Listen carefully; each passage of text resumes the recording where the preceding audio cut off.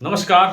खेत खजाना में आपका स्वागत है। आज मार्च महीने की 11 तारीख है और दिन है बुधवार।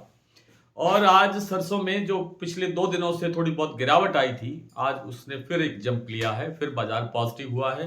और उसके पीछे कारण ये है कि अमेरिका के एक काफिले में चल रहे 12-13 जहाज़ों का एक काफिला चल रहा था, उसमें से 3 जहाज़ों पर हमला हुआ है।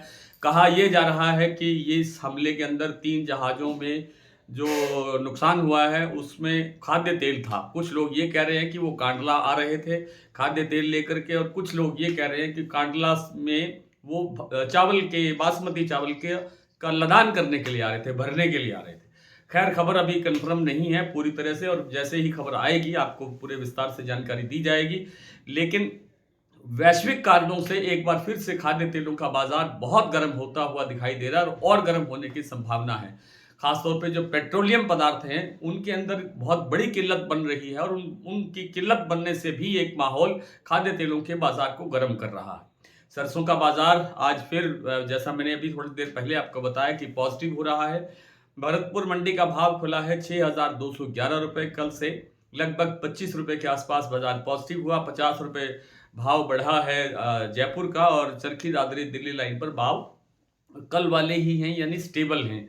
और जो गोयल कोटा का जो प्लांट है वो भी स्टेबल खुला है, लेकिन जो सलोनी प्लांट है उसमें अब तक लगभग आप कह सकते हैं 75 रुपए के आसपास बाजार पॉजिटिव हुआ है, बढ़ गया है।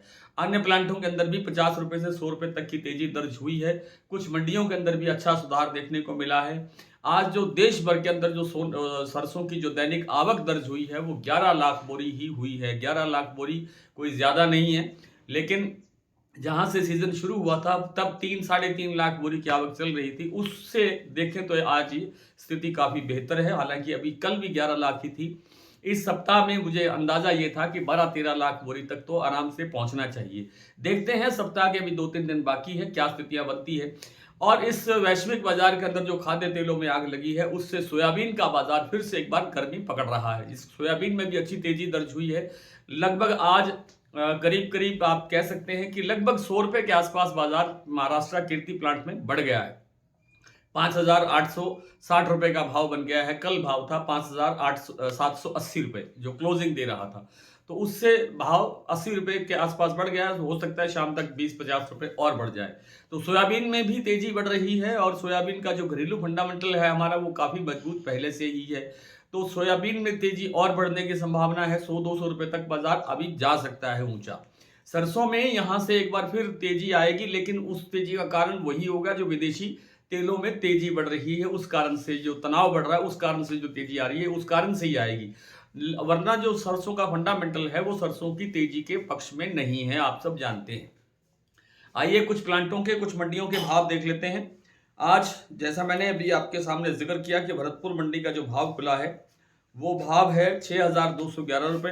जयपुर 6,825, दिल्ली 6,700, चरखी दादरी 6650, अलवर 6,250, बरवाला 6525, हिसार 6550, गोयल कोटा 6500, मोरेना मंडी 6450, ग्वालियर 6400, कैथल मंडी 6250, टोंक मंडी 6330, निवई मंडी 6350, सिवानी 6350, नड़बई 6211, और सुमेरपुर मंडी में आज भाव रहा 6630 रुपए। अडानी का जो प्लांट है बूंदी का, वहां भाव हो गया है 100 रुपए बढ़ने के बाद 6650 रुपए, और अलवर प्लांट में भाव है 6600 रुपए। यहाँ 75 रुपए बाजार पॉजिटिव हुआ है। शारदा प्लांट में 100 रुपए की वृद्धि के बाद भाव बन गया है 7,000 रुपए। बीपी आगरा 6,975 रुपए। गोयलकोटा में बता चुका हूं 6500 रुपए। सलोनी के जितने सेंटर हैं सब में 7250 का लेवल है। शमशाबाद, दिग्नेर, अलवर, कोटा आदि आदि। तो आज इतना ही। कल आपसे फिर मुलाकात होती है, तब तक के लिए नमस्कार।